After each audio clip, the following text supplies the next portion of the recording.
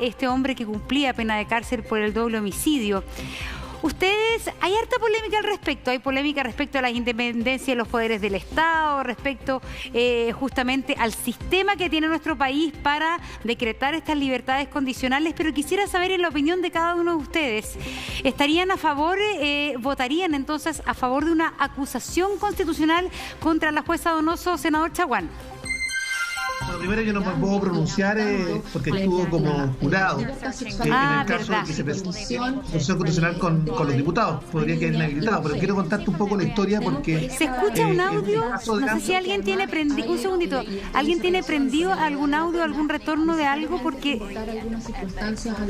usted, senador Chaguán, si tiene a lo mejor otra ventana abierta, lo más probable es que tenga otra ventana abierta en su computador. Ahí sí, ahí se paró. No, es que ahora se mutió entero. Ahí, vuelva a dar ahí sí. No, hay una... ¿Me escucha bien? Sí. Siento que es como Baltimore, ¿eh? Que es un poco Baltimore, ¿no? Lo que... se nos está colando de las noticias internacionales, quizás. Siento que es esa información de CNN. Ya. Senador, le pedimos paciencia un poquito, estamos conectando. Es la televisión en época de pandemia, ¿no? Una televisión un poco más a veces desprolija porque estamos conectando a 4 parlamentarios, estamos en distintas casas, tenemos distintas entradas, explicarle a la gente y ahora sí, ya estamos en condiciones de partir nosotros. Senador Chaguán, por favor, continúe, ahora sí. Sí, no, contarle un poco algunos detalles del caso que son importantes clarificar. Cuando se produce por parte de la Comisión de Libertades Condicionales el otorgamiento de 727 concesiones de este beneficio de la libertad condicional, nosotros protestamos firmemente ante los medios de comunicación y también enviamos un oficio de fiscalización. Eso fue el primero de mayo del año 2016. Pedí un oficio de fiscalización debido a que habíamos recibido la denuncia de que muchas de estas libertades condicionales se habían entregado contra la opinión técnica de Gendarmería. Nosotros presentamos, hicimos el reclamo formal, presentamos el tema ante la prensa y presentamos un oficio de fiscalización ante el propio Ministerio de Justicia y también ante la propia Comisión de Libertades Condicionales. Lo que ocurrió básicamente es que en aquel entonces la Comisión de Libertades Condicionales y el Ministerio de Justicia negaron la posibilidad de enviar los nombres de las personas que habían sido beneficiados justamente con esta medida. Y nuestro reclamo fue justamente que hubo no mucho rigor por parte de la Comisión de Libertades Condicionales cuando se otorgaron justamente estas libertades y muchas de ellas, no una, muchísimas de ellas, más de 100 de ellas, fueron entregadas contra la opinión técnica de Gendarmería. Claro. Perdón, senador, ¿por qué? A ver, es que es interesante esta parte de la historia. Es decir, a ustedes como a un grupo de legisladores, ¿ya les pareció que estas libertades eran algo que había que analizar? Porque eran muchas. Sí. ¿Y por qué se les niega la identidad? Es decir, usted dice que se les pidió la lista. Usted pidieron los nombres. ¿Y por qué se les negó eso? Básicamente porque podría, según lo que se nos dijo por parte del Ministerio, es que esto podría afectar justamente la seguridad de los eventuales beneficiados. Nosotros señalamos claramente que no se podía entregar una libertad condicional contra opiniones técnicas de Gendarmería. De hecho, ustedes pueden seguir o buscar esta noticia que surgió, que está en las redes sociales. De hecho, la primera noticia que aparece con liberación de reo por libertad condicional es la mía, el 1 de mayo del 2016. Luego, les quiero contar algo más. El día domingo pasado estuve colaborando con Carmen Larena, que su hermana también desapareció y lamentablemente también fue encontrada fallecida, y que armó una fundación para buscar personas que están en esta condición junto con BRAC Chile. BRAC Chile estuvo haciendo una operación rastrillo en todo el sector aledaño justamente a las casas y me tocó así hacer una conexión directa con la fiscal regional y también con la PDI para poder apurar justamente la búsqueda de ambas. lamentablemente todos sabemos lo dramático del final, pero quiero decirle dos cosas que son importantes. Hay una arista que es la judicial, y por tanto este reglamento penitenciario, que no depende del Parlamento, y también quiero clarificarlo. Los reglamentos penitenciarios es parte de la potestad reglamentaria del Ejecutivo, y hasta antes de hace, o lo que estaba vigente en aquel entonces, es que la Comisión de Libertades Condicionales podía tomar decisión incluso contra la opinión técnica de Gendarmería. Eso hoy día no es posible, primero clarificarlo.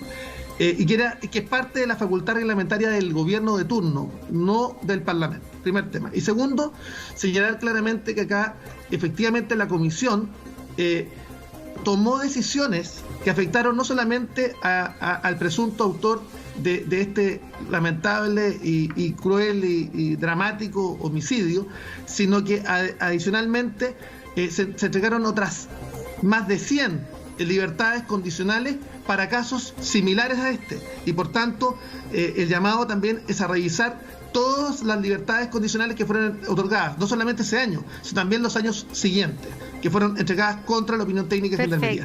Y tercer lugar, un tema que no es menor. Cada día en Chile hay 15 denuncias por presunta desgracia, que son estampadas o en la PDI o en Carabineros. Hay un grupo de diputados y nosotros en el Senado que hemos presentado 2 proyectos de ley, uno del Código AMBER, que lo presentamos hace más de un año y medio, que se va a votar justamente este día miércoles en la Comisión de Transporte y Telecomunicaciones, que permite activar, cuando se produce una desaparición, inmediatamente una alerta a los teléfonos inteligentes que están en el radio, porque los minutos siguientes a la desaparición de una persona son claves para encontrarla con vida o fallecida. Y lo segundo, hay un procedimiento que estamos pidiendo que se modernice, que dice relación con la búsqueda de personas cuando hay una denuncia por presunta desgracia. Y hay un proyecto de ley que está presentado con el liderazgo de Carmen Landeros, que, como les decía anteriormente, preside una comisión, una ONG, y además su hermana también falleció en iguales condiciones, y que ella ha dedicado ahora su vida justamente a encontrar a las personas en esa condición. Este tema dramático, acá hay que actuar con el mayor rigor. Sí. Y con la mayor sanción. Senador, vamos compartiendo, porque yo creo que hay muchas aristas. A ver, quisiera preguntarle justamente a la diputada Castillo, porque aquí también, ¿usted está de acuerdo con una acusación constitucional contra la jueza Donoso? Bueno, a Montserrat, Julio César, también a los panelistas, muy buenas tardes primero. Yo creo que el tema de la acusación constitucional probablemente tal, nosotros lo vamos a ver cuando la acusación se presente, hay que evaluarla en su mérito, pero a mí lo que me preocupa de esta acusación constitucional es que finalmente reduce este problema a sacar una jueza, en circunstancias que esto es un problema mucho más complejo. Aquí fallaron todos los poderes del Estado. Hay reformas legislativas que se hicieron, por ejemplo, para agregar a los antecedentes que decía el senador Chaguán, que en el 2012 cambian la calificación de beneficio de libertad condicional y lo establecen como un derecho. Además, estas comisiones de jueces no es solamente una jueza la que toma decisión, sino que son 5 jueces. Y paralelamente, ¿qué pasa con las otras instituciones del Estado también? ¿Qué pasa con las leyes que no se han promulgado? ¿Qué pasa con el Estatuto General de Garantías que lleva detenido en el Congreso desde el año 2015 y que además es un compromiso internacional suscrito el año 90 por el Estado cuando suscribe la Convención Internacional de los Derechos de la Niñez? ¿Qué pasa con la ley que protege a las mujeres de una vida libre de violencia, que tipifica las distintas violencias que sufrimos las mujeres, la violencia económica, que era una de las violencias a las que estaba sometida Ámbar? La violencia física, además, la violencia sexual, habían acusaciones. ¿Y cómo se mejora también, eso, diputada? Porque el diagnóstico está bien claro. Sí, todo lo que usted está nombrando, sí, la gente lo entiende y lo sabe. ¿Cómo se mejora eso? Sí, hay cosas que son muy concretas. Primero, hay un veto presidencial a la indicación de la cual yo soy autora junto al diputado Walker para promover la entrada en vigencia de la Ley General de Garantía en conjunto con el nuevo servicio de protección de la niñez. Eso el gobierno hoy día lo está vetando. Y en vez de poner las energías en poder sacar esa ley que va a dar el marco general de protección de la niñez, se está poniendo la energía en este veto y en sancionar a los jueces también con las declaraciones últimas de la subsecretaria. El proyecto que protege a las mujeres de una vida libre de violencia, que les decía, es un proyecto que está también frenado, también está frenado en el Senado, y es un proyecto que tiene financiamiento, que tiene recursos importantes. Establecer también la red de la protección administrativa de niños, niñas y adolescentes, sí, con redes territoriales que sean capaces de levantar las alertas tempranas. Diputada, y por otro lado, hay reformas legislativas que tienen que ver justamente con el otorgamiento de las libertades condicionales. La ley la corregimos en el año 2019, ajá, salió después de una comisión mixta, pero por ejemplo todavía no está dictado el reglamento. Entonces es una ley que no se está aplicando hoy día y que además de los casos que ya claro, es gravísimo. O sea, y eso es potestad reglamentaria del Ejecutivo. Claro, pero diputada, aquí de alguna manera hay un grupo, por ejemplo, de juezas. Son 29 juezas, si mal no recuerdo el número exacto, que salieron en defensa de lo que de lo que determinó la jueza Donoso. Pero también hay un tema que se han enfrentado de alguna manera la ministra, la subsecretaria de la Niñez, con la defensora de la Niñez, etcétera. El hecho de que quizás usted no esté de acuerdo o no participe de una acusación constitucional, ¿tiene que ver también con cierta como solidaridad de género? ¿No hay, de alguna manera, las mujeres quizás de la política o de la justicia no están dispuestas a ir en una acusación constitucional que sea contra una mujer jueza? ¿Hay algo de eso o no?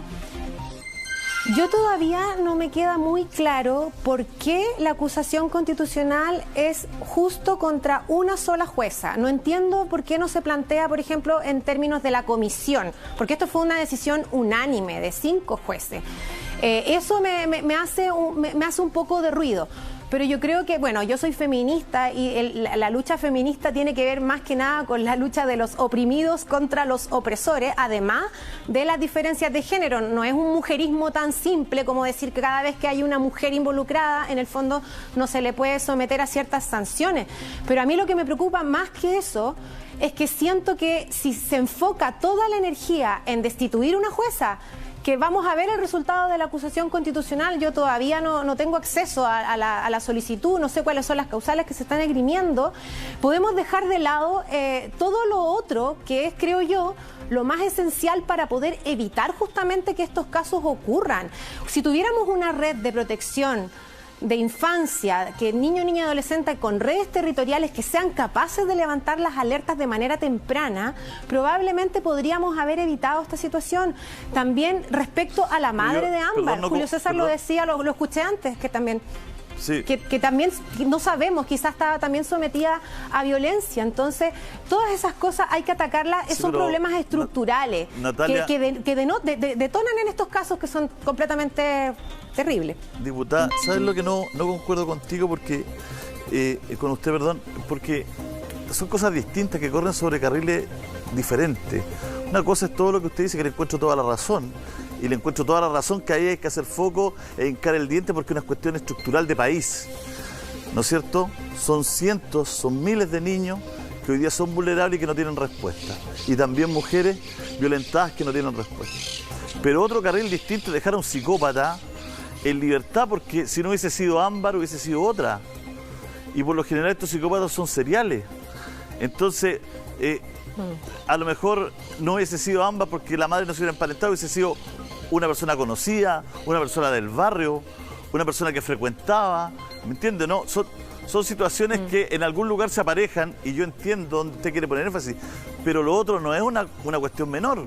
Fíjese usted que durante este año y con nueva ley, ¿no es cierto? Durante este año y con nueva ley, el 26 del 3 del 2020, Luis Miguel Carreño Tapia, que ultrajó, robó, violó y asesinó a un adolescente de 17 años en Rodelillo, ¿no es cierto?, pidió su libertad condicional. Y la única que votó a favor fue la ministra Silvana Juana Aurora Donoso Ocampo. El 26 de marzo del 2020, ahora, aquí hace unos meses atrás. La pregunta es, ¿qué criterio utiliza la jueza que ningún otro juez votó a favor. Y en la Corte Suprema 5-0 se le denegó la libertad condicional acá. Entonces también, no sé si es una acusación constitucional, pero por lo menos se necesitan respuestas, digamos, porque un juez tampoco es Dios. No es que un juez se siente y diga, yo soy juez y yo opino lo que quiero y hago lo que quiero. Eso tampoco es así, digamos. Entonces, yo creo que por lo menos hay que hincarle el diente. No sé qué dice el diputado Durán al respecto. Estoy poniendo hechos en la mesa. Sí, mira, la verdad que es bien complejo el escenario. Justamente los diputados de mi bancada son los que están impulsando la acusación constitucional. Yo en primera instancia estoy de acuerdo y la analizaremos en su justo mérito, como señalaba la diputada. Pero acá hay algo que es muy lamentable, que el mismo decreto ley 321, en su artículo 3, señala que aquellas personas que sean condenadas a más de 20 años podrán postular a este beneficio de libertad condicional una vez cumplidos los 10 años. Y de acuerdo a eso es que esta persona postula ese beneficio. Pero el mismo decreto ley 321, en su artículo 2, inciso 3, señala que para otorgar este beneficio de libertad condicional deberán cumplir una serie de requisitos, entre ellos un informe favorable de profesionales de gendarmería. Y este informe favorable no estuvo en este caso. El propio informe de gendarmería señalaba que esta persona no reconocía el daño causado a las víctimas, solamente percibía el daño causado hacia él como persona, pero en ningún minuto lograba percibir el daño tremendo que había causado a la víctima o lo que significaba algo tan atroz como el homicidio, como todo lo que había sucedido con sus dos primeras víctimas con su condena. Entonces, acá lo lamentable y lo preocupante es el criterio que se está tomando para dejar en libertad condicional a estas personas. Acá había un informe del diario La Tercera que señalaba que se habían solamente tomado en consideración informes, criterios objetivos. O sea, los criterios objetivos eran un checklist, pero en ningún minuto se pone un acento, o por último pedir una doble informe, una doble pericia respecto al informe de gendarmería. Incluso ese mismo año hubieron más de 875 solicitudes de libertad condicional, sí, y gendarmería emitió 528 informes no favorables. Entonces no se está poniendo en consideración los informes de gendarmería. Claro, y eso es preocupante. Eso es importante aclararlo, porque acá hay una serie de requisitos para la libertad condicional. Y por alguna razón, esta comisión, encabezada por la jueza Donoso, no tomó en cuenta, porque hay todo un concepto legal que entre derecho y beneficio, que es un tema que están hablando los legisladores. Pero lo cierto es que son 4 requisitos para otorgar la libertad condicional. Y resulta ser que en la jurisprudencia, al parecer, al cual cree la diputada Donoso, deja fuera un informe de gendarmería. Y deja fuera un informe de gendarmería que además la gente que lo realiza lleva sintiendo durante muchos años que estos informes se los meten en una carpeta y nadie los lee. Es decir, es por cumplir. Pero lo más grave es lo que dice la diputada, que resulta que la reforma está hecha para que ese informe de gendarmería tenga peso y todavía no está el reglamento. Entonces, cuando uno habla de cambios estructurales y cosas que son necesarias, ni siquiera el reglamento de una ley que parece que es mejor está todavía realizado, diputado Vidal. Buenos días, Montserrat. Sí, es que efectivamente el debate tiene una complejidad muy amplia, en el cual yo quisiera destacar un hecho, y es que hoy día estamos hablando de esto por la tragedia de Ámbar. Pero hace poco tiempo atrás estábamos hablando de esto por un caso anterior, y hace un par de años estábamos hablando del caso de Sofí en Puerto Montt, que lo que desnudan todos y cada uno de estos casos de manera consistente es que siempre el Estado tuvo alertas, recibió alertas, ya sea por las denuncias que se presentaron en el sistema de salud, porque los niños estaban en algún programa que era responsabilidad del Sename o de otra institución del Estado, porque eran las personas que perpetran estos delitos porque han tenido condenas anteriores o han tenido denuncias anteriores. Entonces la pregunta que cabe hacerse es ¿por qué cada cierto tiempo volvemos a sorprendernos, volvemos a consternarnos por casos terribles como este y no se genera el cambio profundo que se requiere para que esto no vuelva a ocurrir? Y ahí, respecto a tu pregunta inicial, la acusación constitucional, en mi opinión, no resuelve ese problema, lo que no descarta la evaluación que nosotros hagamos a posteriori una vez que conozcamos el texto y su fundamento. Eso lo tendremos que evaluar cuando llegue el momento y lo haremos con mucha responsabilidad y en mérito a los antecedentes que se entreguen. Pero la pregunta ¿es ese el camino? ¿Es apuntar con el dedo específicamente a la jueza Donoso? Que los antecedentes que usted, Julio César, y tú presentan son súper razonables, pero acá había una comisión. Acá había una niña que además tenía denuncias de abuso sexual por otra persona, de la cual no hemos hablado hoy día. O sea, estamos hablando de una chica que es vulnerada una y otra vez en sus derechos. Pablo, pero no nos veamos la manguera entre bomberos, porque estamos todos discutiendo sobre algo que no es la realidad. La realidad fue que era un beneficio masivo. Y ante un beneficio masivo de 760 personas, ¿no es cierto?, 500 y tantas, Gendarmería le decía que no lo sacara. Si un beneficio masivo falla en 550 personas, todo no es beneficio masivo. Entonces aquí se hizo oído sordo a muchos de esos puntos que no se tenía que hacer oído sordo y se dejó salir. Eso fue lo que pasó. Esa es la verdad. Eso es lo que realmente pasó. No se tomó en cuenta, perdón, con esto termino, Pablo.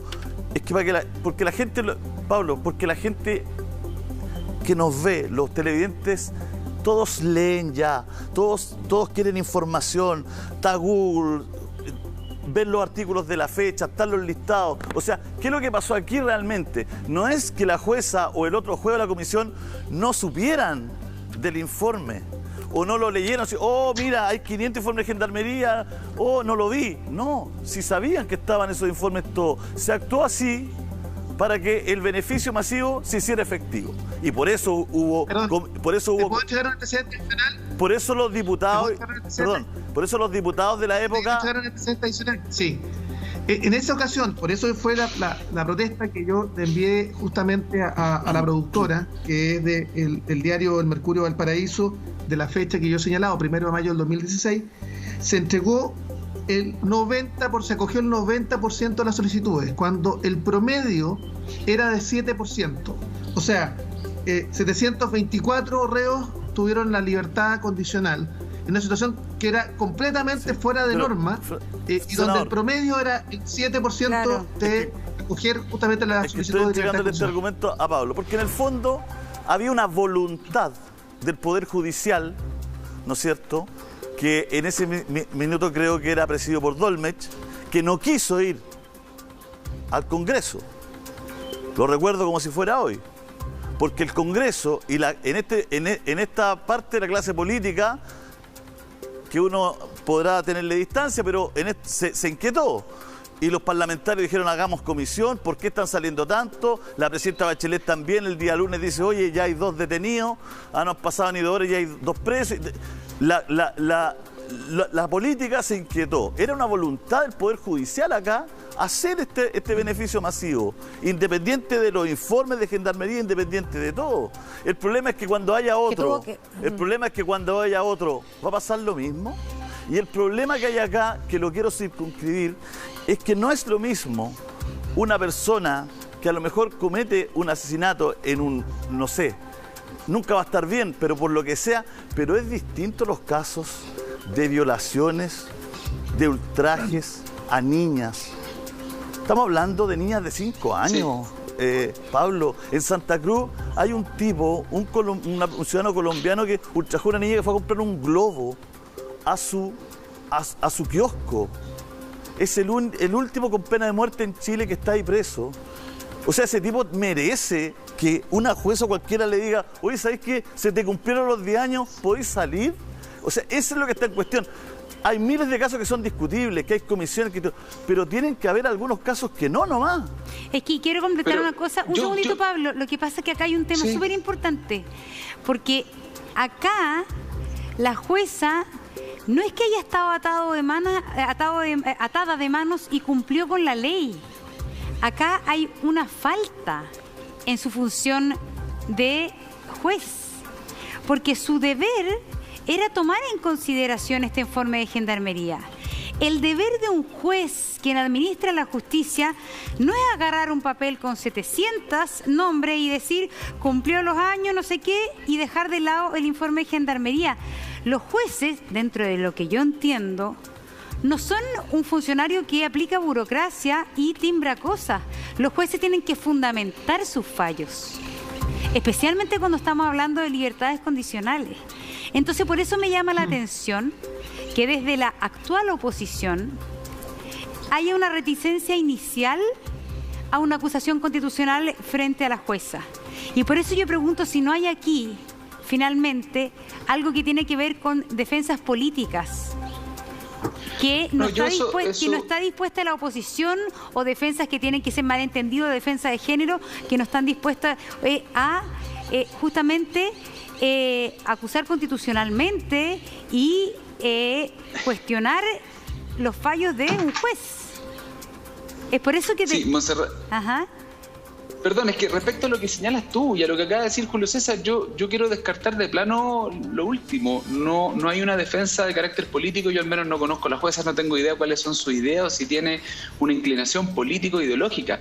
De hecho, más, me parecen profundamente graves las declaraciones de la subsecretaria Pauna en ese sentido durante el fin de semana, acusando de que habría un sesgo ideológico en el actuar de los jueces para poder tendenciar sus resoluciones.